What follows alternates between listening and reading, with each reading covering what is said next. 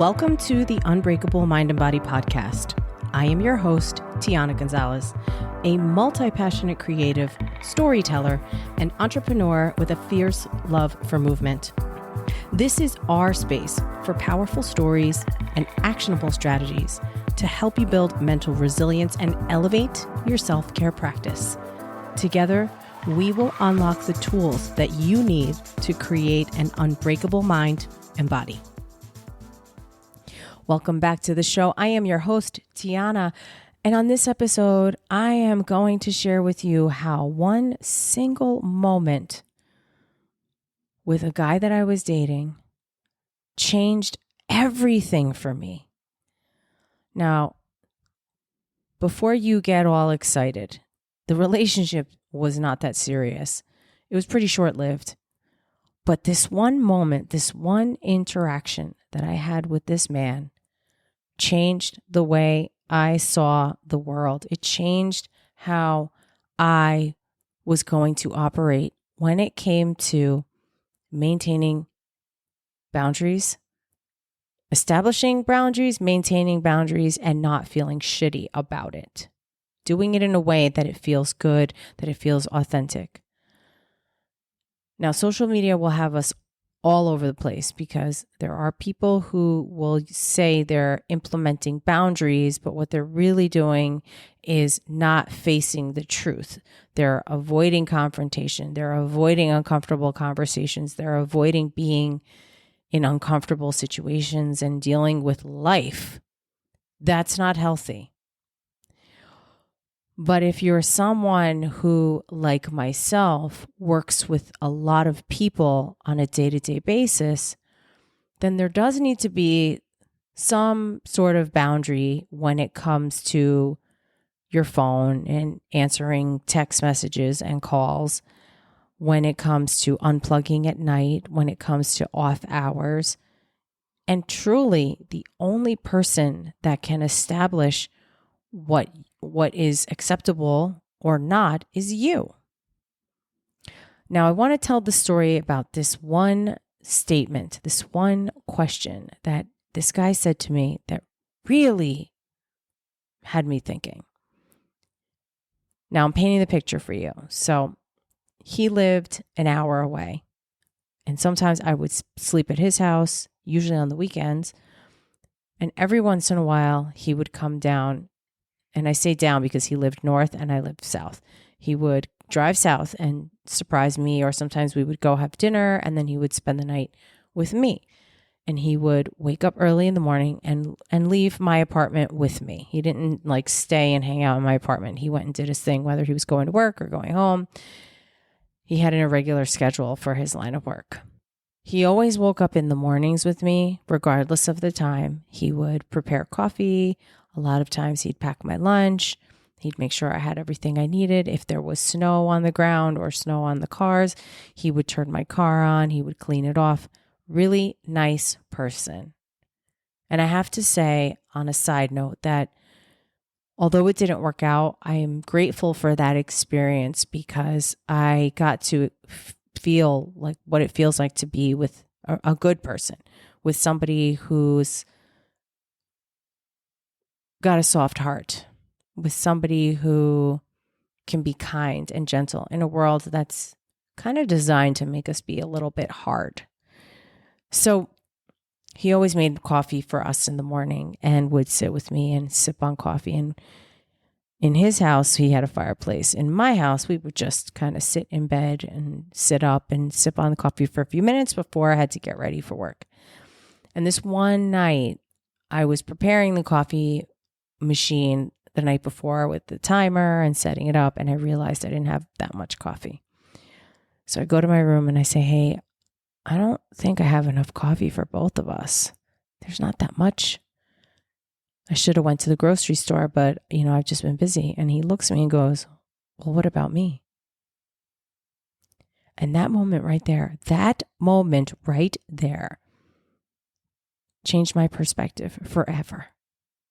Now, in the moment, I just kind of took a pause and I said, you know what, let me go check again. And I looked through the pantry in my kitchen and I did find more coffee. So We were able to have a cup together, which was really important for me. I really loved that slow, quiet, not a ton of talking, just being together, sipping the coffee, his hand like on my knee or my hand on him or whatever. Like that is just so romantic and sweet. And I love that. I obviously do cherish that, even though the relationship didn't work out. And we didn't end up staying together much longer after that moment because I realized that this is a good person, but if I was to move in with him or get more serious, I would be settling because there were some real serious gaps in this relationship for me that I was dissatisfied with, even though he was a really nice person and I was very attracted to him, but the gaps were too big for me. And so instead of wasting anyone's time, I ended it. Now, we enter into this lockdown phase, and in New York State, it was pretty brutal. We had no clubs, no restaurants, no get-togethers, no social events, no gym. It was tough. The first month or so, the first 6 weeks, it rained a lot. It was really cold spring here. And I was left to just sit with my feelings and my grief and process. In some ways, that was a blessing in disguise because I had no other choice but to process my emotions and navigate that. And I remember the first day that I started to really think back on what were some of the holes in our relationship. I remember that night when he said, "Well, what about me?" And I have to say, I was slightly offended and also shocked and slightly in awe. Because how could somebody say, "Well, what about me? You're not the one going to work the next morning. I'm the one going to work," first of all. So you don't really need the coffee. You could stop at the gas station right up the street and get a cup if you need it, right? Also, he's the man in the situation, so he should give me the coffee if there's only enough for one cup. But the awe part was how natural it was for him to even say, think, and feel that in that moment. And I really had to process this because it showed me that he is someone who understands he needs to fill his cup too. And it's not necessarily selfish if you want to fill your cup first, or if you want to fill your cup and then take care of other people.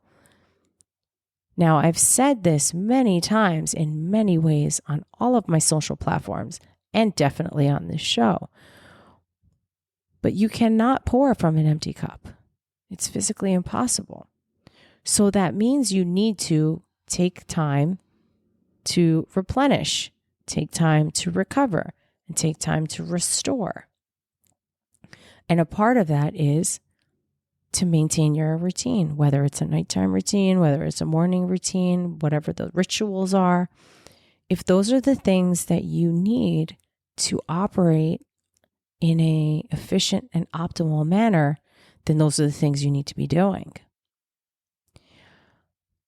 I was not upset in the moment when he said, "Well, what about me?" I was upset a little bit after the fact, but then I actually found myself feeling gratitude because it also showed me and gave me permission to fill my cup first. And this has helped me in so many ways, particularly in my work life, because I used to have a hard time with boundaries and feel frustrated and aggravated. And the truth of the matter is, if a client texts me late at night and I'm already in bed and I answer and I'm frustrated, well, whose fault is that? That's my fault.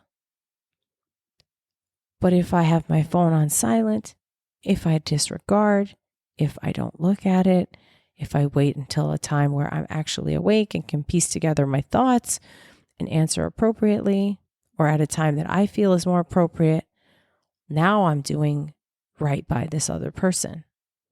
So there's nothing wrong with not answering right away.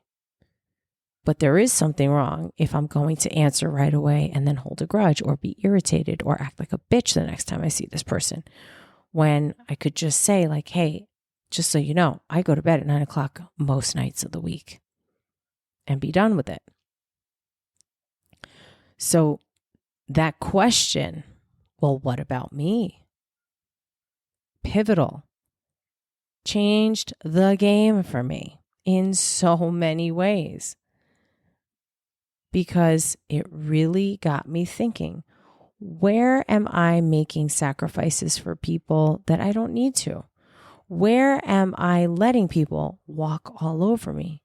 What situations with my close friends, with people that I've known for years, with family, with anyone who might take me for granted because they think they know me because they've known me for so long, where do I need to reiterate what my limits are, what my boundaries are? And how can I do that in a way that says, well, what about me? And also, I'm sorry, but no, that doesn't work for me right now. This is what works for me. Because ultimately, it's on me. It is my responsibility to make sure that I am clear in communicating my needs, my desires, what my non-negotiables are, and doing it in a way that I can still have peaceful relationships, but maintain that boundary, especially with the people that I care about the most. I just had a weird interaction with a friend of mine a couple days ago, and it was primarily weird because the person caught me completely off guard, and I answered at an inopportune time in between something when I was rushing. And unfortunately for me, I just rapid fire answered without really thinking and put my phone down. And then hours later, I see a response, and the person was like, can we talk on the phone? Because I think you're really upset with me. And I'm not, and I wasn't. I was just caught in a moment, and I was super busy, and I just fired off a response without giving it thought and realizing, well, there's a situation where I didn't establish the fact that I was very busy in the moment and at work and couldn't answer properly. And that's on me. So the next time you find yourself feeling a little bit aggravated, or you feel drained, or you feel empty, or you feel like you don't have enough time, or you feel like things are not where they need to be, I'm challenging you to look in the mirror. I'm challenging you to take a look at where you can take some responsibility for that. Because if it's happening, and it's happening often, or it's happening with the same person, every time this person calls me, they just drive me nuts. Well, you are the one that is allowing them to drive you nuts. And maybe if they always reach out to you at a time that you want to be relaxing and you don't want to be on your phone, you can let them know that in a nice way, in a way that's not going to be damaging to the relationship. Now, that's obviously just one example. There are millions, but it is up to you. If someone is irritating you, if someone is pressing a boundary, you are responsible for reminding them. You need to do it in a clear way. You need to hold the line and be firm.